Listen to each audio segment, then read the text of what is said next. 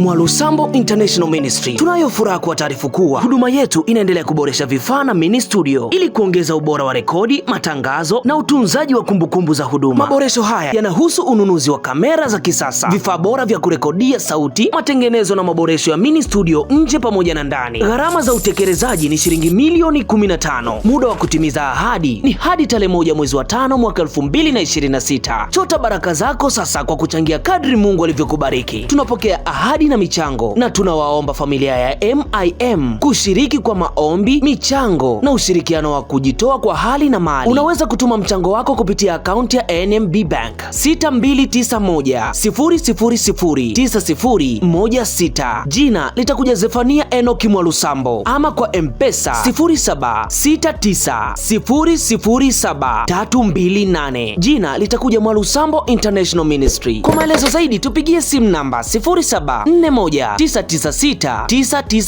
Pamoja tunaweza kulijenga eneo la huduma kwa viwango vya juu zaidi na utukufu kwa Mungu. Bwana Yesu asifiwe.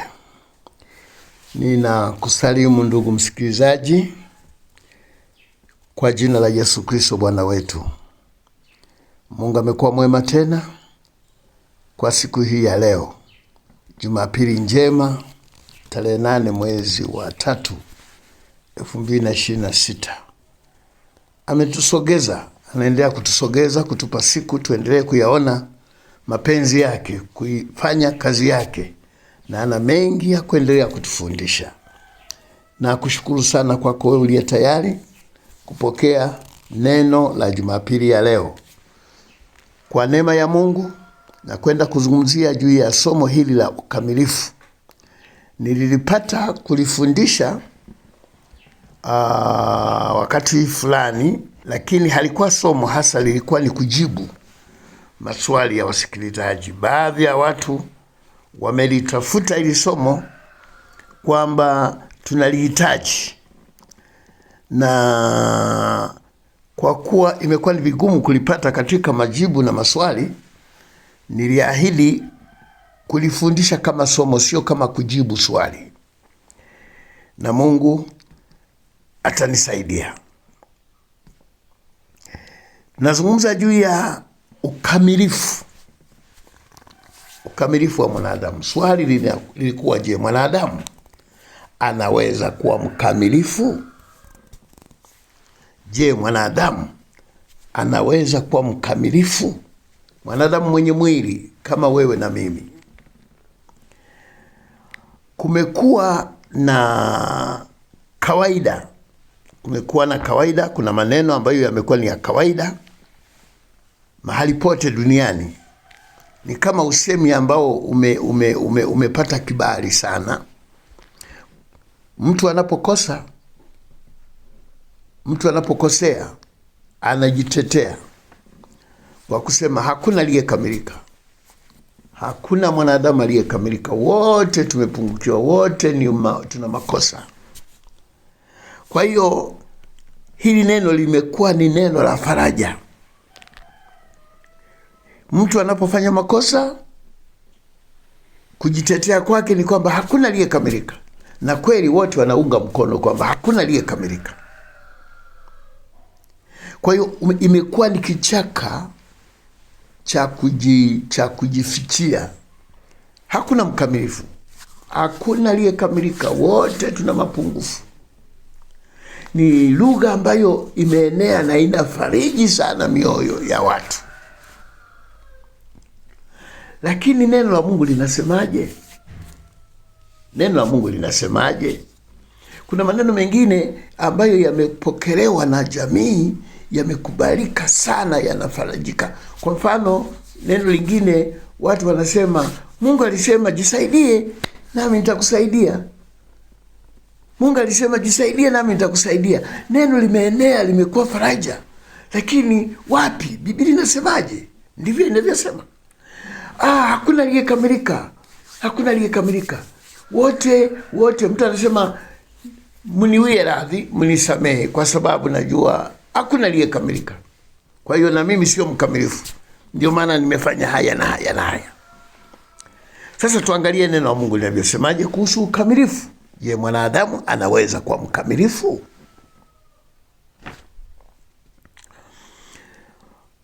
Tukianza na neno la Mungu ambalo hasa limekuwa msingi wa watu kusimamia, ni kitabu cha Warumi sura ya 3. Tutaanzia hapo. Warumi sura ya 3.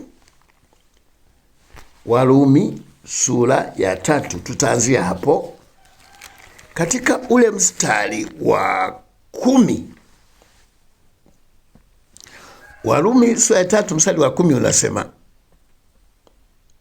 kama ilivyoandikwa ya kwamba hakuna mwenye haki hata mmoja, hakuna fahamuye, hakuna mtafutaye Mungu, wote wamepotoka, wameoza wote pia, hakuna mtenda mema, la hata mmoja.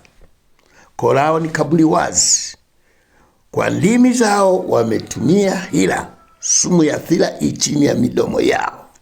Vinywa vyao vimejaa laana na uchungu, miguu yao ina mbio kumwaga damu. Uharibifu na mashaka yamo njiani mwao, wala njia ya amani hawakuijua. Kumcha Mungu hakupo machoni pao. Haya maneno ni nukuu. Mtume Paulo akilifundisha kanisa la Warumi aliyanukuu maneno haya kutoka Zaburi ya 14 mstari wa 1 mpaka wa 3 na Zaburi ya 53 mstari wa 2 mpaka wa 4. Katika mafundisho yake Paulo kwa kanisa la Warumi alikuwa anafundisha neema ya Mungu iliyotuokoa kwa imani. Anasema Mungu alipoangalia duniani, wakati huo alikiangalia duniani, taifa la Israeli, wateule wake walikuwepo duniani, lakini Mungu alipoangalia duniani hakuona mwenye haki, hakuona mtu amtafutaye Mungu. Pamoja na sheria, pamoja na neno la Mungu ndio na neema iliyomwagwa kwa taifa la Israeli, lakini Mungu aliona wote wamepotea, wote, si mataifa, si taifa la Israeli, wote. Hakuona mwenye haki, hakuona mtu anayemtafuta Mungu, hakumuona anayefahamu, hakumuona hata mmoja. Wote aliona wameoza, wote wamepotoka, wote wamepotea. Kwa hiyo sheria na kuteuliwa kwa taifa la Israeli hakusaidia. Paulo anafundisha neema ya Kristo alipokuja, kwamba Yesu alipokuja alituchukua sote sisi watu wa mataifa na taifa la Israeli, wote tulihesabiwa ni wenye dhambi, maana kwa kukosa mwenye haki ndio kulikomfanya Yesu aje duniani. Hakuona mwenye haki, wote wamepotea, ndicho kitu kilichomfanya Yesu aje. Kwa hiyo alipokuja wote mataifa pamoja na Israeli, wote tunawekwa kwenye kapu moja, ni wenye dhambi wote, hakuna wa kujitetea, wote tuko sawa. Baada ya kutuhesabia wote ni wenye dhambi, wote tumepotoka, aanze upya. Ni kama kita ambacho kilikuwa kinasumbua. Nimewahi kuona hata mambo ya kawaida tu, labda mama anawasha moto unasumbua, wakati mwingine anaweza kuharibu kabisa na kuni zote akazipangua, anaanza upya. Mungu aliona sasa aanze upya, maana hakuna kilichosaidia. Sheria na Torati hazijasaidia kuwapata wakamilifu katika dunia. Kwa hiyo wote tunaingia kwenye kapu moja, wote ni wenye dhambi, wote tumepotea. Sasa analeta njia mpya ya kutuanzishia wote pamoja ya wokovu. Ukienda mstari wa 21 anasema, lakini sasa haki ya Mungu imedhihirishwa pasipo sheria, inashuhudiwa na Torati na manabii. Ni haki ya Mungu iliyo kwa njia ya imani katika Yesu Kristo kwa wote waaminio, maana hakuna tofauti. 23 kwa sababu wote wamefanya dhambi na kupungukiwa na utukufu wa Mungu. Wote 24. Kwa hiyo wanahesabiwa haki bure kwa neema yake kwa njia ya ukombozi ulio katika Kristo Yesu. Tumehesabiwa dhambi wote, ni wakosefu wote. Sasa analeta njia mpya, tunahesabiwa neema ya bure wote, tunahesabiwa haki bure wote kwa njia ya imani na ukombozi wa Yesu Kristo.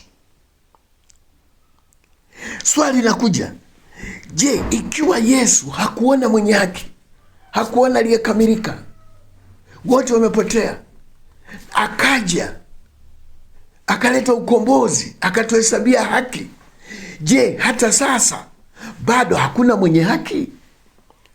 Hata sasa hakuna aliyekamilika? Hata sasa hakuna anayemtafuta Mungu? Hata sasa hakuna anayefahamu? Kama ndivyo, Yesu alikuja kufanya nini? Kazi yake ya msalaba ilifanya nini, ikiwa mpaka sasa wote hatumjui Mungu?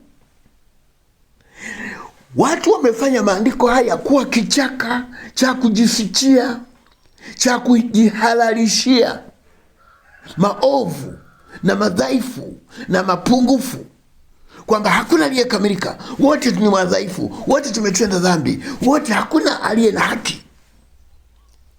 Kama ndivyo, Yesu alikuja kufanya nini? Je, kazi ya Yesu haikufanikiwa? Maana Yesu alikuja baada ya kuyaona haya mapungufu, ndio yaliyomleta Yesu aje ajipatie kanisa na watakatifu wake. Je, hata sasa haya maandiko yanaendelea kutenda kazi, kwamba hakuna mwenye haki, kwamba hakuna aliyekamilika, kwamba hakuna mtafutaye Mungu, kwamba wote wamepotea? Haya maandiko yanafanya kazi au yalifanya kazi? Yanafanya kazi sasa au yalifanya kazi? Hebu tuone baada ya Yesu kuja anasemaje. Maana aliona hakuna mwenye haki, hakuna mtafuta Mungu, hakuna aliyekamilika, wote wamepotea, wote wameoza. Akaja Yesu kututengeneza. Haya, Yesu anasemaje baada ya kuja? Anaendeleza maneno hayo hayo. Mathayo sura ya 5. Tuone maneno ya Yesu. Mathayo sura ya 5. Yesu anasemaje? Mstari wa 48. Yesu anasema, basi ninyi mtakuwa wakamilifu kama Baba yenu wa mbinguni alivyo mkamilifu. Kama walikuwepo wakamilifu, Yesu asingekuja. Yesu ndiye aliyetuletea ukamilifu katika ukombozi wake, na anaagiza hivi, mtakuwa wakamilifu, mtakuwa wakamilifu kama Baba yenu alivyo mkamilifu. Yesu amekuja kuanzisha ukurasa mpya baada ya kufuta kile kizazi ambacho hakuonekana anayemtafuta Mungu. Anaanzisha ukurasa mpya ambao ni agano jipya na ukombozi wa damu yake na wokovu kwa njia ya imani. Ameanzisha ukurasa mpya. Tuone wanafunzi wake na mitume wake katika injili yao na mafundisho yao wanasemaje. Paulo analifundisha kanisa la Efeso sura ya 3, au nisome kwanza sura ya 3 ya Efeso. Wa Efeso sura ya 3 mstari ule wa 19. Efeso 3 mstari wa 19, Paulo anasema, mstari nianzie 18, ili mpate kufahamu pamoja na watakatifu wote jinsi ulivyo upana na urefu na kimo na kina, na kujua upendo wake Kristo upitao ufahamu, kwa jinsi ulivyo mwingi. Anatushauri tujue upendo wake tujiingize katika upendo wake na ufahamu wake ulivyo mwingi, ili mpate kutimilika kwa utimilifu wote wa Mungu. Tunahamasishwa mstari wa 17, Kristo akae mioyoni mwenu kwa imani, mkiwa na shina na msingi katika upendo, ili mpate kufahamu. Kule hakuna aliyekuwa nafahamu, sasa Mungu anataka tufahamu pamoja na watakatifu wote jinsi ulivyo upana wa upendo wake na urefu na kimo na kina, na kujua upendo wake Kristo upitao ufahamu, kwa jinsi ulivyo mwingi. Tufahamu, tumweke katika mioyo yetu, ili mpate kutimilika kwa utimilifu wote wa Mungu. Je, bado neno la Mungu linatuambia kwamba katika Agano Jipya, baada ya ukombozi, hakuna mwenye haki, hakuna aliyekamilika? Tunahamasishwa tukamilike, tunahamasishwa tuingie katika utimilifu. Kama sijakamilika, ni mimi sijakamilika, nahamasishwa nijitahidi ili nifike kwenye utimilifu. Nisiseme hakuna aliyekamilika, ni mimi sijakamilika. Nami nahamasishwa, mlango haujafungwa, nijiingize nifikie kwenye ukamilifu. Ni mbio za kushindana, lakini shetani anataka tukate tamaa, anataka tuache kujitahidi, anataka tuache kusogea, anataka turidhike na hali tulionayo, kwamba hakuna aliyekamilika, wakati neema ya kukamilika imekuja. Wenye juhudi na bidii watafute ukamilifu. Shetani anatuambia inatosha, hakuna aliye mkamilifu, anaturudisha nyuma tulikotoka. Tupate kutimilika kwa utimilifu wote wa Mungu. Katika sura ya 4 ya Efeso mstari wa 12 anasema, kwa kusudi ameweka huduma, zile huduma Mungu ameziweka huduma katika kanisa kwa kusudi la kuwakamilisha watakatifu. Anataka watakatifu wakamilike, hata kazi ya huduma itendeke, hata mwili wa Kristo ujengwe, hata sisi sote tutakapoufikia umoja wa imani. Yaani anataka, ameleta hizi huduma ili tusogee, tuendelee kukamilika, tuendelee kusogea, tuendelee kumtafuta Mungu mpaka tufike kwenye ukamilifu, mpaka tufike kwenye umoja wa imani na kumfahamu mwana wa Mungu sana, hata tuwe watu wakamilifu. Naona hata kwa mtu mkamilifu. Ndiyo safari yetu, tuelekee huko, tusirudi nyuma. Ukamilifu uko mbele. Tumjue mwana wa Mungu. Mungu anatuletea na huduma ili tukamilike, tufikie kwenye ukamilifu, hata kufika kwenye cheo cha kimo cha utimilifu wa Kristo. Bwana anataka tukue, tuongezeke mpaka tufikie kwenye utimilifu wa Yesu mwenyewe. Je, tunafikiaje huko? Ni kwa kujitoa, ni kwa kumwamini Yesu, ni kwa kujitahidi, ni kwa kumtafuta Mungu, kujitenga na uovu, kuruhusu neno la Mungu na neema ya Mungu kujaa kwetu, ili tupige hatua kusogea, tufikie lengo. Utimilifu uko mbele yetu, lazima tufikie. Hata tukifikia bado haijatosha. Anasema tufikie kwenye kimo cha Kristo, utimilifu wa Kristo tufikie. Shetani anasema inatosha, hakuna mwanadamu anayeweza kuwa mkamilifu. Kwa hiyo kila mtu, hata makanisani, hata nje, hata maserikalini, watu wanakoseana, wapi popote pale, mtu kichaka cha kujificha. Hakuna aliyekamilika ndugu yangu, hakuna. Wanadamu wote tumeumbiwa udhaifu wote, lakini Mungu ameweka lengo, anataka tumpe nafasi atukamilishe. Sisi tumekataa, tumeridhika. Unaona, tufikie kuwa mtu mkamilifu, tufike mpaka kwenye cheo cha ukamilifu wa Kristo. Unaona, sasa tutapinganaje na maneno haya? Haya ni mafundisho baada ya Yesu kuja, baada ya neema, baada ya Roho Mtakatifu kuja kwetu.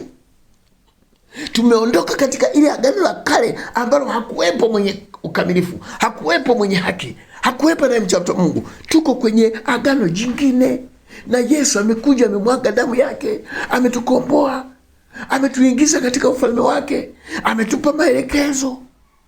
Bado hatujaridhika, bado tumeridhika na uovu, tumeridhika na udhaifu, tunakataa. Hizi ni injili za shetani.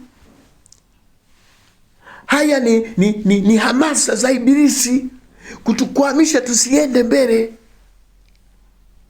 kuridhika na hali tuliyonayo. Yesu mwenyewe amesema mtakuwa wakamilifu. Paulo sasa anatufafanulia ili tumjue. Ndio maana ameleta na huduma hizi. Kuna wainjilisti, kuna walimu, kuna wachungaji, ili wakamilishe Wakristo wakamilike, wawe wakamilifu, wafike mpaka kwenye cheo cha utimilifu wa Kristo. Hili ndio neno la Mungu. Kolosai sura ya kwanza, Wakolosai sura ya kwanza mstari wa 19 unasema, kwa kuwa katika yeye nani? Yesu Kristo. Katika yeye ilipendeza utimilifu wote ukae. Kama utimilifu wote uko ndani ya Kristo, na ndiye tunayemtaka kae kwetu, tumjue na neno lake likae kwetu. Sura ya pili ya Kolosai mstari wa 9 na 10. Kolosai 2. Kabla ya Kolosai 2 nisome Kolosai hiyo 1 mstari wa 27. Kolosai 1:27 nasema, ambao Mungu alipenda kuwajulisha jinsi ulivyo utajiri na utukufu wa siri hii katika mataifa, nao ni Kristo ndani yenu, tumaini la utukufu, ambaye sisi tunamhubiri habari zake, tukimwonya kila mtu na kumfundisha kila mtu katika hekima yote, tupate kumleta kila mtu mtimilifu katika Kristo. Kwa nini? Tunajitahidi kufundisha, tunahubiri, tunawapa watu tumaini. Kwa sababu gani? Mstari wa 28, ambaye tunamhubiri habari zake, tukimwonya kila mtu na kumfundisha kila mtu katika hekima yote na mbinu zote na hali zote, ili tumlete kila mtu akiwa mtimilifu kwa Kristo. Lakini watu hawa wamekata tamaa, wamesema hakuna uwezekano wa kuwa mtimilifu, hakuna uwezekano wa kuwa mkamilifu mwanadamu. Ni watu wamekataa, lakini neema ya Yesu inataka kutuinua viwango. Yesu aonekane ndani yetu. Haya maneno ya hakuna aliye mkamilifu, unadhani ni lugha ya Mungu, ni Biblia, au ni mbinu za shetani? Sura ya pili mstari wa 9 na wa 10 unasema, maana katika yeye unakaa utimilifu wote wa Mungu kwa jinsi ya kimwili, na ninyi mumetimilika katika yeye aliye kichwa cha enzi yote na mamlaka. Ninyi naye, kwa kuwa yeye ndani yake kuna utimilifu wote, na ninyi mkikaa ndani yake mnatimilika. Sasa nani anapinga neno la Mungu? Na Paulo hajaanza mwenyewe kufundisha, ametuwekea msingi. Yesu mwenyewe anasema ninyi mtakuwa wakamilifu kama Baba yenu. Kwa neema yake ndio faida na nguvu ya wokovu na kujitakasa ndani ya Yesu Kristo. Yesu ana uwezo wa kututakasa, kututoa katika hali ya kibinadamu na kutupandisha. Tumwelekee yeye. Kwa nini tunakata tamaa? Kwa nini tunakata tamaa? Kwa nini injili ya Yesu shetani inahubiriwa na kupata nguvu zaidi kuliko injili ya Yesu? Mstari wa 14 sura ya 3 ya Kolosai 3:14 anasema, zaidi ya hayo yote jivikeni upendo, ndiyo kifungo cha ukamilifu. Tukijivika upendo wa Kristo ndani yetu, tutakuwa tumejifunga kifungo cha ukamilifu. Tunaposhindwa hatufikii ukamilifu, tunapofanikiwa tunafikia ukamilifu. Kwa nini tunakataa? Kwa nini tunakataa? Mungu atusaidie tusisikilize injili ya shetani. Yule ni mjanja, anataka kutupotosha, na maneno yake yanafariji mioyo. Unaposikia yanafariji moyo kwamba kumbe hakuna mwenye haki, ndio maana na mimi nimekosea. Kumbe hakuna aliyekamilika, ndio maana na mimi nina mapungufu. Kumbe hakuna. Unaona? Timotheo ya pili sura ya 3. Timotheo ya pili sura ya 3. Tuangalie. Mungu amewafunulia mitume kufafanua yale mafundisho ya Yesu Kristo ili watujulishe tunaingiaje katika utimilifu, tunaingiaje katika kukamilika. Sio kwa nguvu zetu, ni kwa neema. Lazima Yesu apewe nafasi katika maisha yetu, aliye na ukamilifu wote, ili na sisi atuingize katika ukamilifu. Tusipompa nafasi, tunakamilikaje? Tunatimilikaje? Tunakueje wakamilifu wakati tumejaza vitu vingine? Timotheo ya pili sura ya 3 ule mstari wa 16 na 17. 16 na 17 anasema hivi: kila andiko lenye pumzi ya Mungu lafaa kwa mafundisho na kwa kuwaonya watu makosa yao. Neno la Mungu lipo kutufundisha, kutuonya na kuwaongoza. Neno la Mungu linatuongoza na kuadibisha katika haki, kutupa nidhamu, kutuadibisha, kutupa adabu, kutuadibisha, kutupa nidhamu. Neno la Mungu linaweza kufanya mambo hayo katika haki. 17, ili mtu wa Mungu awe kamili, amekamilishwa, apate kutenda kila tendo jema. Haya yote Mungu anayaweka ili neno lake litufundishe, neno lake lituonye, neno lake lituongoze, neno lake lituadibishe. Kwa nini? Ili kila mtu wa Mungu awe mkamilifu, awe amekamilika katika kila tendo. Kila tendo, sio matendo machache, kila tendo. Lakini udhaifu unabaki na mwanadamu, kwa sababu kuna injili za namna nyingi. Wakati neno la Mungu linatueleza hivi, lakini iko injili katika masikio yetu inayosema huwezi kuwa mkamilifu. Huwezi. Hakuna mkamilifu. Huwezi. Katika Timotheo hiyo ya pili mstari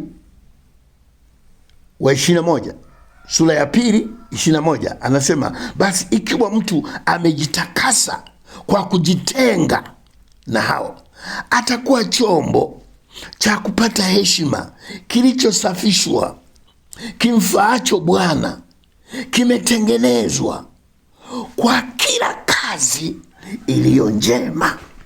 Bwana anaweza kukufanya ukawa chombo kilichosafishwa, kinachofaa, kimetengenezwa, kinafaa katika kila kazi ya Mungu. Kazi zote za Mungu kinafaa. Yaani hapa utafaa, pale utafaa, na kwa kazi utafaa, na kwa kazi utafaa, kwa sababu umesafishwa, umekamilishwa.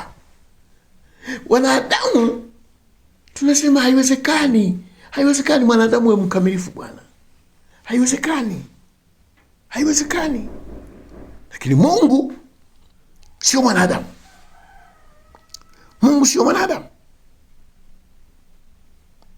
Waibrania sura ya 6, Waibrania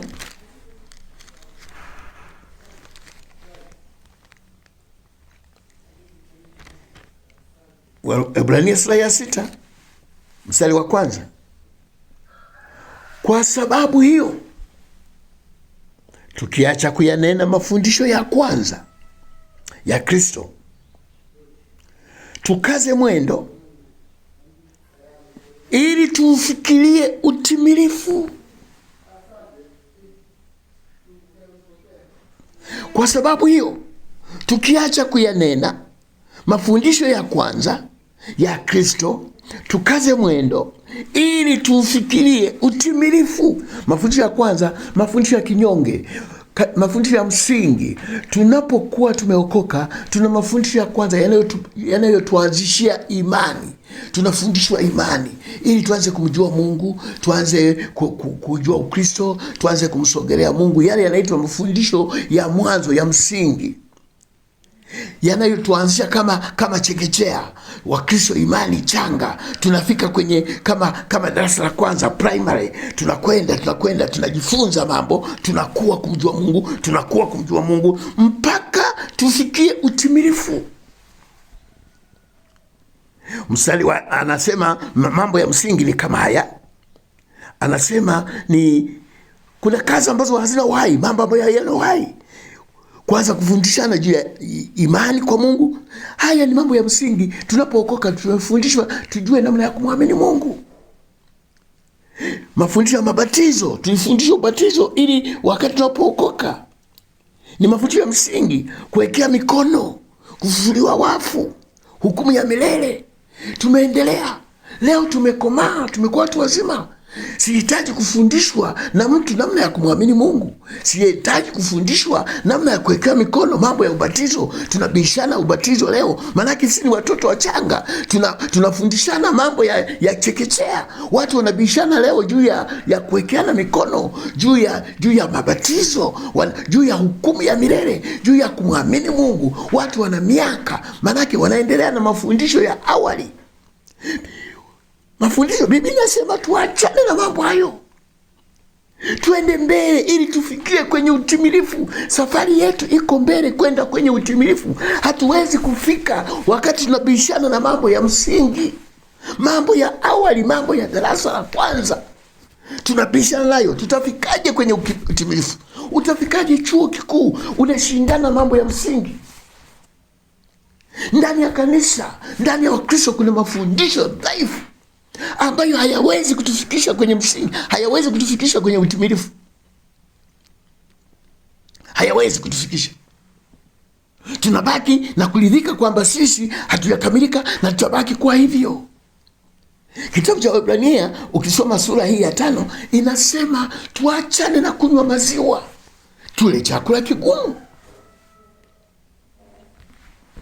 Nimekuwa nikishuhudia mara nyingi tunapokwenda katika huduma mbalimbali, ukifundisha labda semina, ukifundisha jambo kwenye semina, watu wamekuja kwenye semina, unafundisha mambo ambayo yanafahamika. Unapofundisha mambo ambayo yanafahamika, watu wanashangilia, wanasema tumebarikiwa, semina hii ilikuwa nzuri sana. Maana umefundisha mambo yanayofahamika, wote wanayajua. Wakati mwingine wanaikuitikia, wanakusaidia hata wewe mwalimu, wanasema sema ndivyo ilivyo, hivyo. Unapoleta jambo gumu ambalo hawalijui, wanashangaa, wanakata tamaa, wanasema hii sio semina. Sasa hii semina imetuchanganya, kwa sababu wanataka kusikia yale wanayoyajua tangu utoto. hawataki kuona kitu kipya, hawataki kuona vitu vigumu, hawataki vitu kuwafikirisha, hawataki kukutana na mambo ya kuwafikirisha. Wanataka mambo mepesi, mambo laini. Hayo hayawezi kukufikisha kwenye utimilifu, hayawezi kukufikisha kwenye daraja lingine, hayawezi kukufikia kwenye ukamilifu wa Yesu Kristo, kwenye cheo chake na utimilifu wake. Utabaki mtoto mchanga.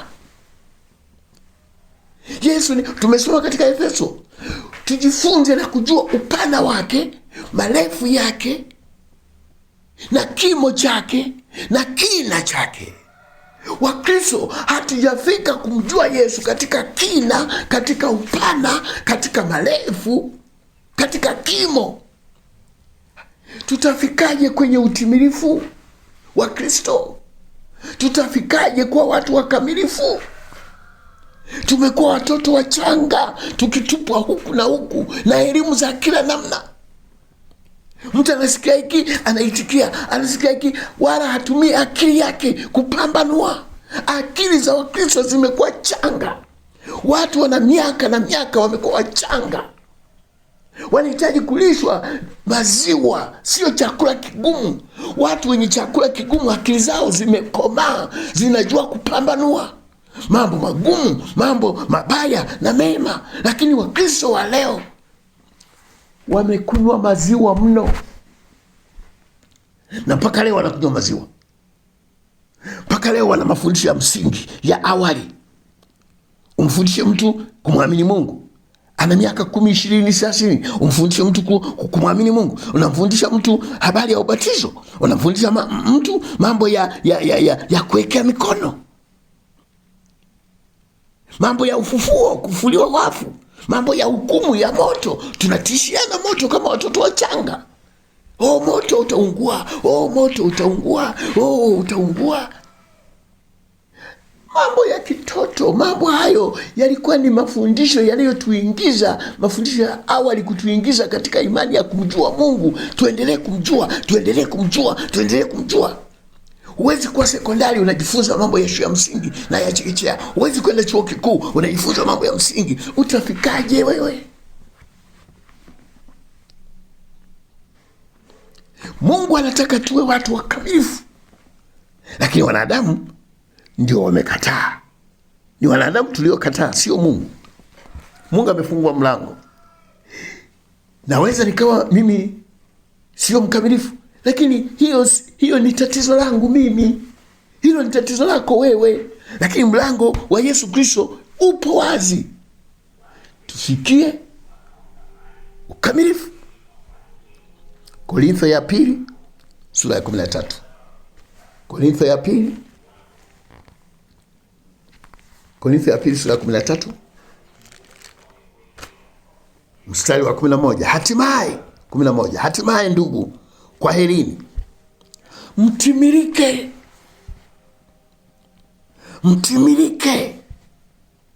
mfarijike, nieni mamoja, mkae katika amani.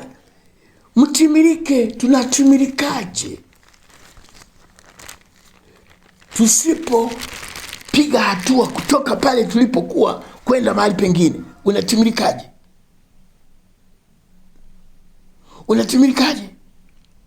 Kama usogei uko pale pale miaka yote, hutaki kuambiwa kitu kipya, unataka kubaki na mambo ya kale ya msingi yaliyokujulisha Ukristo. Hutaki kwenda darasa lingine, hutaki kujua mambo magumu zaidi kuliko hayo uliyoyajua. Unataka unapewa hesabu nyepesi unazopata, wala hutumia akili nzito, alafu uwe mkamilifu. Haiwezekani. Mungu anasema mtu aliyejitakasa atakuwa chombo cha kufaa kwa kila kazi ya Bwana. Na hilo ndio lengo Mungu anataka kutufikisha huko. Lakini je, tuko tayari?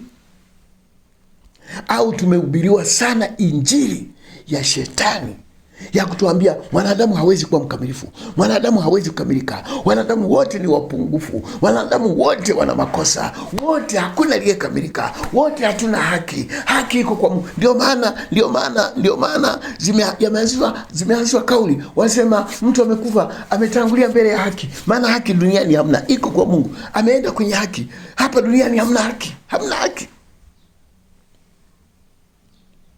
Watu wamekata tamaa, hakuna haki, hakuna mkamilifu, hakuna ushindi juu ya dhambi. Mpaka imani makanisani wanasema Yesu sio mshindi. Leo sio mshindi Yesu. Sasa tunafanya nini kama Yesu sio mshindi, ambaye ukamilifu wote uko ndani yake, na sisi tukikaa ndani yake tunapokea utimilifu wote? Leo Yesu sio mfalme, leo Yesu sio mshindi, ila atakuwa mshindi, ila Yesu atakuwa mfalme, ila Yesu atakapokuja ndiye atatawala. Leo hatawali. Wanadamu leo wa Kristo hawajui kama Yesu anatawala leo. Kwa hiyo hawako tayari kutawaliwa na Yesu, ila wanangoja Yesu aje tawale. Utakuwaje mshindi? Utakuwaje mkamilifu wewe? Utafikaje kwenye cheo cha kimo cha utimilifu wa Yesu Kristo ikiwa tumekataa neema ya Mungu? Mungu atusaidie. Mungu aturehemu sana. Tuepukane na upotofu wa shetani na mafundisho ya mapokeo na imani zisizojengwa katika neno la Mungu. Maandiko nimekusomea katika Warumi, hakuna aliye mkamilifu. Ni kweli, hiyo ndio hali Yesu aliyoiona, ndio maana alikuja. Leo utasema hakuna mkamilifu leo. Sio mkamilifu wewe, sawa. Hata mimi naweza nikasema hakuna mkamilifu, ni mimi nisiye mkamilifu, lakini Bwana anajiwekea wakamilifu wanaotafuta kweli ya Mungu, wanaokula chakula kigumu, wanahama hatua kutoka maziwa, sasa wanakula chakula kigumu, wanataka nyongeza, wanataka na zaidi, wanazifikirisha akili zao. Katika Waebrania 5 ile mstari ya mwisho anasema, mstari wa 14, watu waliokomaa, wale wanaotafuta chakula kigumu na akili zao zinazoezwa kupambanua mambo magumu. Leo Wakristo mpaka wanakuwa wachungaji, mpaka wanakuwa maaskofu, akili zao za kitoto. Tutafikaje mbele za Mungu na kanisa? Wanahoji mambo ya kitoto. Mungu atusaidie. Neema ya Mungu ipo, na kualika ndugu yangu, mtafute Mungu. Mungu ni mpana, ujue upana wake, kimo chake, kina chake. Ni kazi yetu, na mimi nimo miongoni mwa hao wanaomtafuta. Namtafuta Bwana, nizame zaidi na zaidi. Sijui niko darasa la ngapi, lakini sitaki kubaki nyuma. Nataka kuondoka. Nimeondoka, siko kwenye shule ya msingi, siko. Nataka kufika chuo cha juu katika kumjua Yesu. Tutabaki kuzungumza mambo ya msingi mpaka lini? Mabishano yaliyomo kanisani na imani ni mambo ya kitoto tu, kuonyesha kwamba watu hawamjui Mungu. Wanajadili vitu ambavyo havina uhai. Wameshikilia yale walioyapata wanapookoka. Wanadhani Mungu naye amedumaa. Wanadamu anadumaa, Yesu hajadumaa. Yesu ni mpana. Na kushukuru kwa kunisikiliza somo hili la ukamilifu wa mwanadamu. Inawezekana. Pokea neno la Mungu na kushukuru kwa kunisikiliza. Mungu akubariki sana. Jina langu naitwa Mchungaji Dr. Zefania Mwarusambo. Namba yangu ya simu nikupatie ni 0754041599. Namba nyingine ya pili katika ofisi yetu ni 0769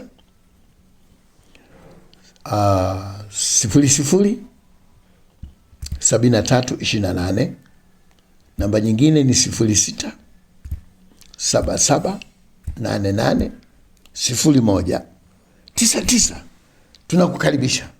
Tunakukaribisha na tunaandaa kutaniko la ana kwa ana, mahali ambapo tutakutana, tutazungumza ana kwa ana, sio tena katika mitandao namna hii.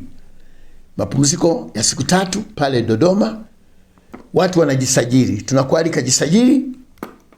Kuna matangazo yanapita katika mitandao. Tukutane tarehe 28 mwezi wa 5. Mungu akubariki sana. Tutabarikiwa kukuona. Amen.